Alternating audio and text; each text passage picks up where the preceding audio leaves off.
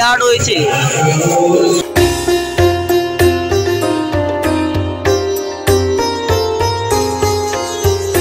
দেখতে পাচ্ছ এই ভেতরে কিন্তু শ্রী হনুমানের বাল্য বয়সেও কিছু পুজো হয়। উপরে কিন্তু রাম শ্রী হনুমানের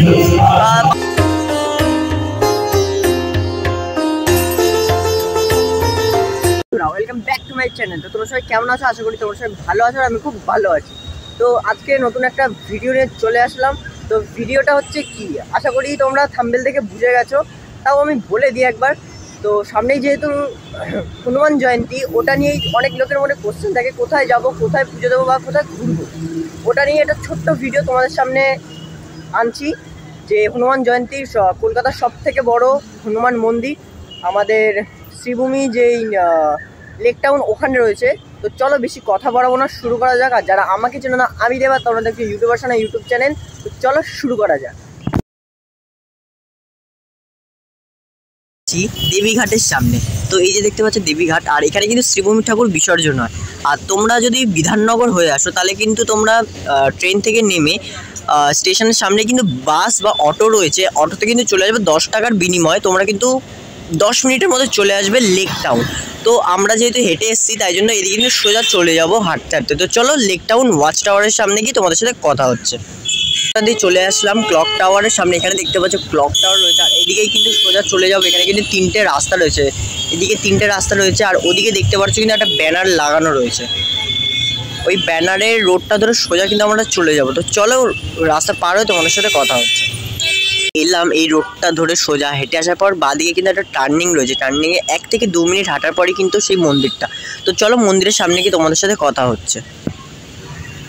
লাগলো এই রোডটা দিয়ে সোজা চলে আসলাম। এখানে কিন্তু মন্দিরটি দেখতে পাচ্ছ, ওপরে কিন্তু লেখা রয়েছে শ্রী বাল হনুমান মন্দির। তো দেখতে পাচ্ছ উত্তর ভারতের নাগরা ডিজাইনের কিন্তু এখানে মন্দিরটি করা রয়েছে। তো চলো আস্তে আস্তে আমরা ভেতরের দিকে প্রবেশ করি।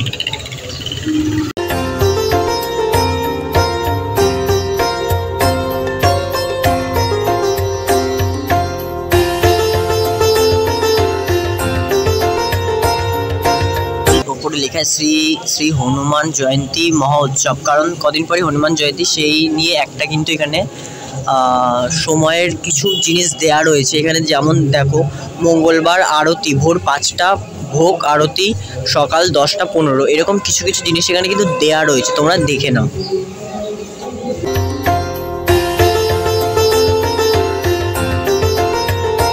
সেরকম একটা এন্ট্রি গেট রয়েছে, এই সাইডেও কিন্তু সেরকম একটা এন্ট্রি গেট রয়েছে। আর এইখানে দেখতে পাচ্ছি একটা ছোট্ট বেসিন রয়েছে। শ্রী হনুমানের প্রসাদ খাওয়ার পর যে হাত ধোয়ার জায়গা, এটা কিন্তু ভালো করেছে, আমার চোখে খুব ভালো লাগলো। তো তোমরাও কমেন্টে জানিও কেমন লাগলো। আর এখানে কিন্তু জুতো রাখার জায়গা রয়েছে। তো চলো আস্তে আস্তে আমরা ভেতরের দিকে প্রবেশ করি। সুন্দর কারুকার্য কিন্তু করা রয়েছে শ্বেত পাথরের ওপর। আর ওপরে কিন্তু উঠতেই দেখতে পাচ্ছ এখানে কিন্তু একটা ঘন্টা দেওয়া রয়েছে, যেটা আমরা বাজিয়ে শ্রী হনুমানের মন্দিরে প্রবেশ করব।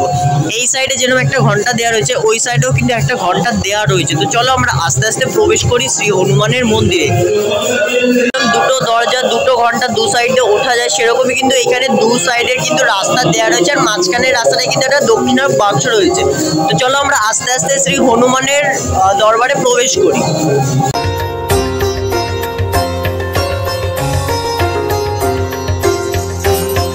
তোমরা সকাল কটা দিয়ে মন্দির খোলে বন্ধ হয়, এখানে কিন্তু সব সময়ের কিন্তু দেওয়া রয়েছে।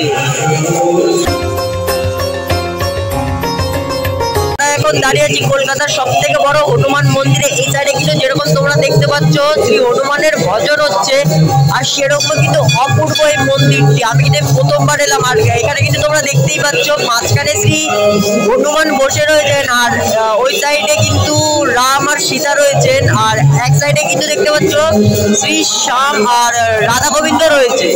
আর এই সাইডে এরকমই কিন্তু বাবা মহাদেবের কিন্তু একটা মন্দির রয়েছে। তো চলো আস্তে আস্তে তোমাদের পুরোটা দেখাই।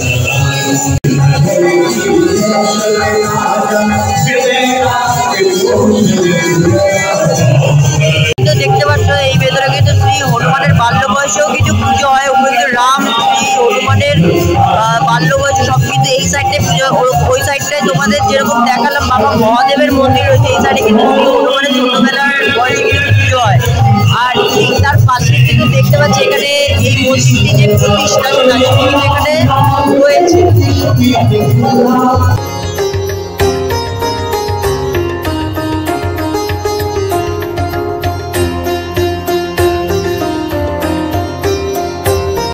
সাইডে মহাদেবের মন্দির, এখানে কিন্তু দেখতে পাচ্ছ বাবা স্বয়ং বিরাজমান, কতটা সুন্দর লাগছে বাবাকে এই মন্দিরের সাথে।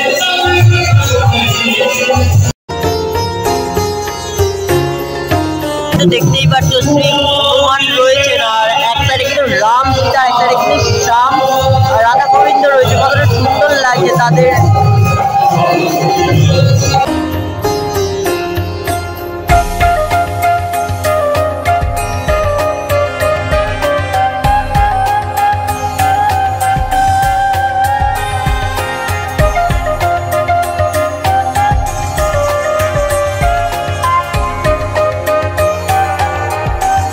কেমন লাগলো অবশ্যই কমেন্টে জানিও, আর বন্ধুদের সাথে বেশি বেশি করে শেয়ার করে দিও।